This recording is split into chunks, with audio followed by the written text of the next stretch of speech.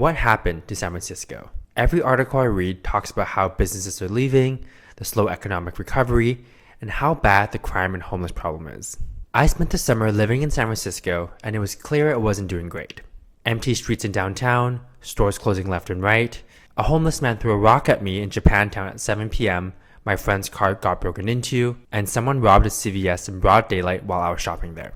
So what's going on? Since COVID, over 40 major retailers have left the city. This includes big brands like Nordstrom and CB2, and even hotels like the Hilton, which operated the largest hotel in San Francisco. Westfield gave up control of the main mall in SF, and their spokesperson said it was due in part to the deteriorating situation in San Francisco. Whole Foods closed down only after a year, citing unsafe conditions for its employees due to the multiple robberies. Even the beloved Stonehill Matcha in the Mission District shut down, which was surprising since they were always really busy, but apparently rent was too high. I actually had a chance to talk to some people in City Hall, and they said that more than 80,000 people have left the city since 2020. That's close to 10% of the population. This means less foot traffic, less taxes, and less spending capital. And why are people leaving? Well, the staff member said that one of the most cited reasons is the perception of safety. This is a poop map of San Francisco. DeSantis, in a debate recently, pulled it out to criticize Newsom on his management of San Francisco and how the city is long gone from its former glory days. Now, I personally never saw that much poop when I was there, but SF is definitely on the dirtier side, and it does smell like pee a lot. So maybe the hate is overblown, but there are definitely areas and streets where you can't walk safely in, like the Tenderloin. How can a world-class city with some of the brightest people in the world have some areas that look like this, but down a few blocks you have massive amounts of tents and homeless encampments and people doing drugs on the streets? Walking around SF sometimes, as Elon Musk so eloquently tweeted, feels post-apocalyptic. While violent crime is pretty much on par to comparable major cities in the US, property crime is much higher in SF. The city reports approximately 6,000 property crimes per 100,000 residents. In comparison, New York City only reports 1,500 and LA 2,500. This makes SF 3 to 4 times worse. Some people say this is because of Prop 47, which was passed in 2014. This legislation reclassified certain nonviolent theft and drug possession offenses as misdemeanors, provided the value is $950 or less. People say this encourages more people to steal, and this hurts the locals and local businesses just trying to live their lives. Or maybe it's the inequality and lack of housing. You have so many highly paid tech workers in their luxury campuses. Meanwhile, there are people struggling with addiction and homelessness right outside their office. It's not anyone's fault in particular, but when the average home price starts at $1.2 million, how can regular middle-class citizens afford to live in the city?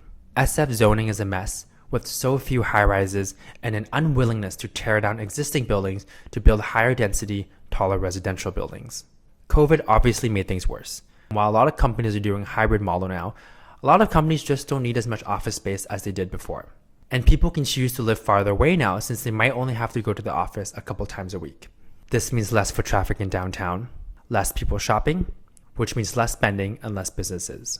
The San Francisco Chronicle reports there's 18 million square feet of empty office space. That's close to half the size of Central Park. And as a result, commercial real estate has fallen a lot. The office tower at 350 California Street sold for 75% less than its pre-pandemic value. SF downtown is also zoned in a way where there's very few residential buildings, meaning that without any workers commuting, there's very little foot traffic and it's pretty much a ghost town. What will San Francisco's future look like? Is the doom loop too strong, or will the city be able to make a magical recovery? Mayor London Breed has presented a plan called the Roadmap to San Francisco's Future, which is focused on revitalizing the downtown area and creating a more diversified economic environment. So what does all that fluff mean? Well, first and foremost, they want to create a cleaner and safer environment. This means the largest new police academy class in 3 years. They increased their starting pay for police, which is among the highest in the Bay Area. They've allocated $50 million in non-police community-based ambassador programs, and they've secured funding for 15,000 housing slots and 4,000 shelter beds since 2018. And number 2, they want to attract and retain companies. The government says that office demand has risen over 10% since the second quarter of 2023, and with the growth in AI companies, they expect an 800,000 square feet of office space to be in demand. Number 3, rezoning areas to make the buildings more flexible. They've amended some city codes, for flexible zoning to accommodate a wider range of activities. There are plans to bring more public employees downtown, utilizing underutilized buildings. And they're potentially converting 5 commercial buildings into residential buildings in downtown, which are pending discussion. Number 4, they're going to make it easier to start and grow a business. They launched the Vacant to Vibrant program, which matches entrepreneurs to vacant spaces. They're also continuing the First Year Free program, which eliminates the city permit costs for the first year. Close to 5,000 businesses have already benefited from the First Year Free program. Now, all of this sounds like a step in the right direction. While London Breed, the mayor, has a lot of work cut out for her, it's not only up to her. San Francisco is structured in a way where there's also a board of supervisors, which govern the city alongside the mayor, and they're also elected officials. So it makes decisions and implementing policies a lot harder since there's so many people involved. But I believe SF will recover. It has all the ingredients for a world-class city. Amazing nature, top-notch universities, some of the smartest people in the world, decent weather, and access to capital. It might just take some time for the city to shine again. I hope you enjoyed this video and let me know what you think in the comments. Thanks!